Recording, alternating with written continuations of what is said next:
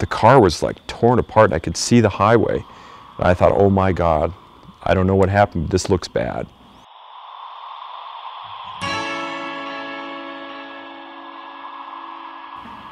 I didn't think of trying to get out. I didn't realize I was trapped. I just sat there. It's like all I could do was try to breathe. And I was in and out of consciousness.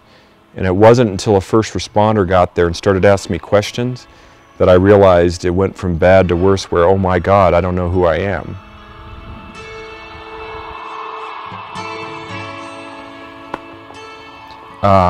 When the Oregon State Police got there, they thought I was dead. I broke 12 bones, including my right femur, and suffered a traumatic brain injury and lost over 1/3 of my blood. I was in a head-on car crash. A distracted driver swerved in my lane around a corner on an undivided highway.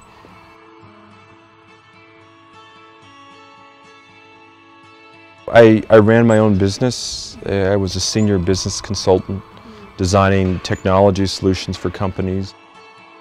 Some things have come back, but I'm still not there. I had a lot of family problems, you know, and that's what like led me to drinking and smoking and doing all this kind of crazy stuff, you know. I never learned how to trust. I never learned how to deal with my emotions, which was another key thing. It was just like a coping skill, like how I coped with life. Like I didn't feel normal if I wasn't drinking or getting high. So, but eventually, you know, everything has its consequences. Sooner or later, you get caught up. That's pretty much what happened, led me here. At first, I was just doing what I had to just so I can get out. But then, like, I started, you know, like changing. Like, it's not really like I didn't want to change at first, but like this program changes you.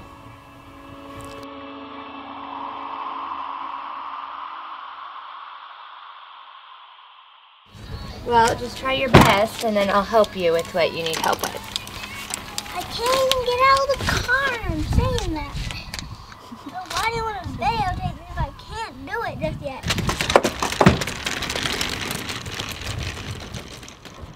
Jack was born 9 weeks early. He was diagnosed then with cerebral palsy at 6 months. We couldn't set him up till he was about 2 by himself and leave him alone without him falling over. The part of his brain that was damaged also affected his balance, and so he had to use a walker to start walking around 3. I did it all by myself. Yes, you did. You stay right there and I'll move your walker out of the way. Okay, sir. Push. Nice. Hey, what'd you do? Okay, up you go. Way over there. Nice. Okay, push up on your arms. Get in the middle. Get in the middle. Oh my gosh. Look at that.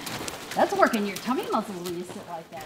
The horse is a really good treatment tool for us to use for kids with cerebral palsy because their pelvises move almost exactly as ours do when we walk in the 3 dimensions. They go side to side, forward and backward, and then the rotation. And there's not any other therapy equipment that we can get that same movement from. They brought me here in a wheelchair, and I had to have a lot of help to get up on the horse. Really, you know, I had a team of 3 people, 1 person on either side, 1 person leading. So I actually didn't realize it at the time. I wasn't doing that much. It doesn't feel like work. It's just so fun, so I get lost in the fun. And because of that, it's just neat to feel like I'm getting better. And still, it's therapeutic. They started one by one telling me that, okay, my team members would have to go sit down and I would have to, you know, work with the horse with less direct support. And so initially it was very hard. I would say that today, as an example, was one of the first times where I spent so much time alone with the horse, so that's new to me, and that feels really good. They have these high-hanging noodles that the horse and I can ride through, and it's actually very gentle, but it's still a case of where I have threats, things hitting me. Though they're soft, I don't like it.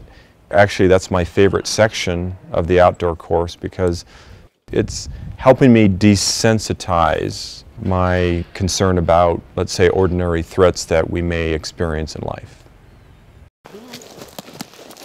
Everybody comes here with a story, something that has driven their need to have the kind of support that we can offer here. One of the pieces that allows them to be successful or encourages their success is their participation with others. So it's not just them alone in a room working on a piece of machinery. That's part of why the partnership with the horse is so important. It's a live being to partner with to do the therapy.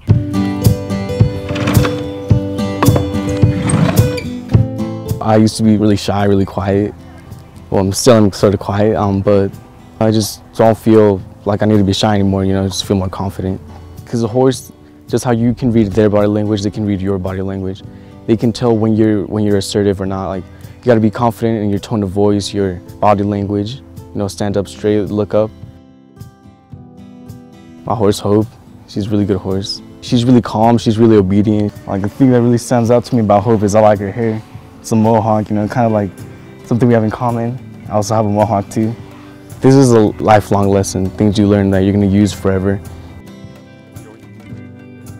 You know, in the real world, sometimes I'm still a little concerned about, you know, people who aren't so friendly, but here, I'm just happy, and I like that. And it allows me to just to relax and focus on getting better. And, you know, if I need something, they're right there. And that's touched me very deeply. When a rider comes to Healing Reins, we see them for what they can do and what they hope to do, not what they are unable to do. He sees other people that have challenges in their lives and they're out doing stuff just like he is. It kind of defines normal in another way. You know, and it shows that we are all normal even with our challenges and that there are other people that are also in his normal. You want to watch it go up the ramp?